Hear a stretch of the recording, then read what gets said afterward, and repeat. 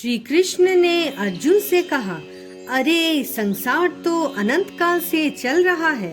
एक दिव्य शक्ति इसका संचालन कर रही है। जब तू नहीं था तब भी संसार चल रहा था। जब तू नहीं रहेगा तब भी संसार चलता रहेगा।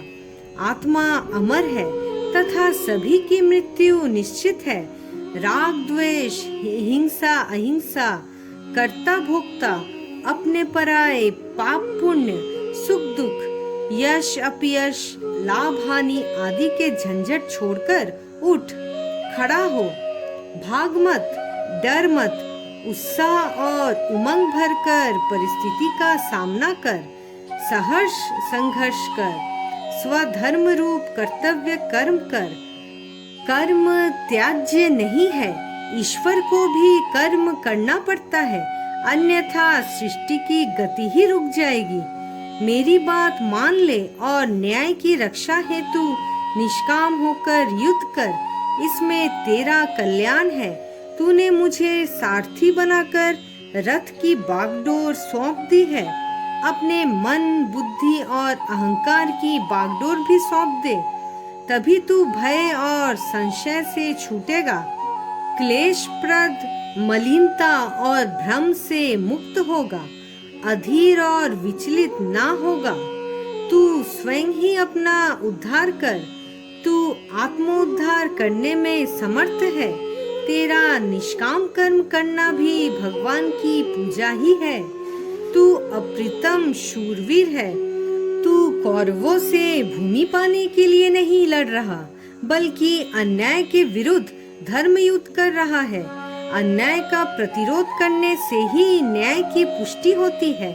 तेरा उद्देश्य पवित्र है। व्यक्तियों और वस्तुओं का मोह छोड़कर तू युद्ध कर सकेगा।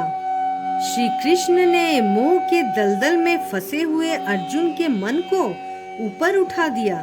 निष्प्राण में प्राण, निरुत्साह में उत्साह का संचार करने वाली, भीतर प्रसन्नता जगाने वाली, भटकते हुए व्यक्ति को राह दिखाने वाली, ओजस्वी, प्रकाशमय एवं दिव्य वाणी को सुनकर अर्जुन को अपने दायित्व एवं कर्तव्य का बोध हो गया है। अर्जुन ने कहा, मैं आपके प्रसाद से मोहमुक्त एवं संदेह मुक्त होकर आपकी बात मानकर कर्तव्य पालन के लिए खड़ा हो गया हूँ। श्री कृष्ण की दिव्य वाणी ने अंधकार में प्रकाश जगा दिया, भय, चिंता और विषाद को दूर कर दिया तथा अर्जुन को नव चेतना द्वारा नव जीवन प्रदान कर दिया।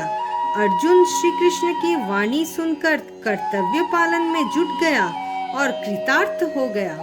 वास्तव में हमारा मन भी तो अर्जुन है, जो समस्याओं से घिरा हुआ है, चंचल है और संदेह तथा संशय से ग्रस्त है।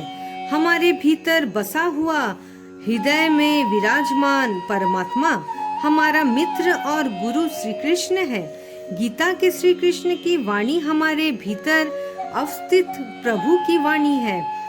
गीता की वाणी को हम अपने भीतर भी सुन सकते हैं, यदि हम श्रद्धा से राग द्वेष को धोकर मन को निर्मल कर ले। गुरु श्री कृष्ण कहते हैं, हम स्वयं ही अपने मित्र अथवा शत्रु हैं तथा स्वयं ही अपनी उन्नति अथवा अवनति के लिए उत्तरदायी है। श्री कृष्ण की वाणी, जो हमारी आत्मा की ही वाणी है, हमें विवेक देकर विषाद से बचा सकती है, हमारे भीतर कर्तव्य पालन की प्रेरणा देकर तथा साहस जगाकर समस्या के समाधान के लिए तैयार कर सकती है। वही हमें दुख सुख, हानि लाभ और निंदा स्तुति में सम अर्थात एक साथ तथा शांत रहकर भीतर गहरे स्तर पर निरंतर प्रसन्न रहकर कर्म करने के लिए प्रेरित करती है।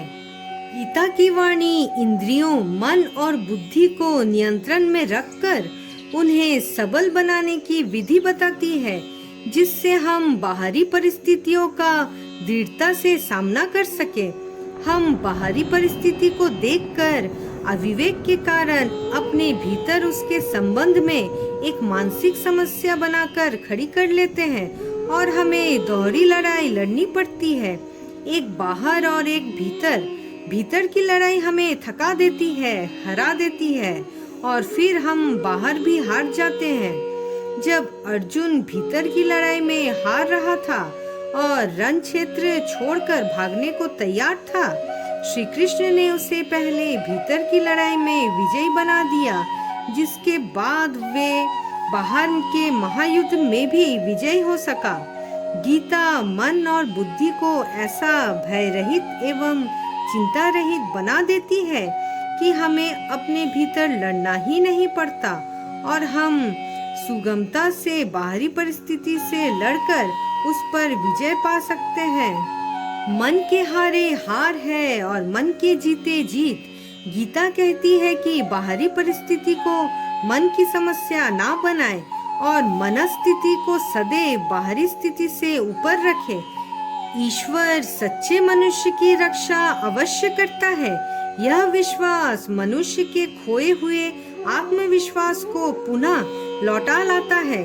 गीता हमें अंतर्मुखी होकर आत्मनिरीक्षण द्वारा अपने मन और बुद्धि को स्वच्छ और सबल करने की प्रेरणा देती है, क्योंकि मन और बुद्धि ही हमारे साधन अथवा शस्त्र है जिनसे हम जीवन संघर्ष में जूझ सकते हैं। सच तो यह है कि बाहरी हार का कोई विशेष महत्व नहीं है, भीतर की हार का ही वास्तविक महत्व है। भीतर की हार बाहर की हार से अधिक दुखद होती है तथा भीतर की विजय होने पर बाहर की हार भी हार नहीं रहती। हम आत्मनिरीक्षण, चिंतन मनन और संकल्प बल से अपने भीतर पवित्रता का समावेश करने पर ही ठीक प्रकार से कर्तव्य कर्म कर सकेंगे।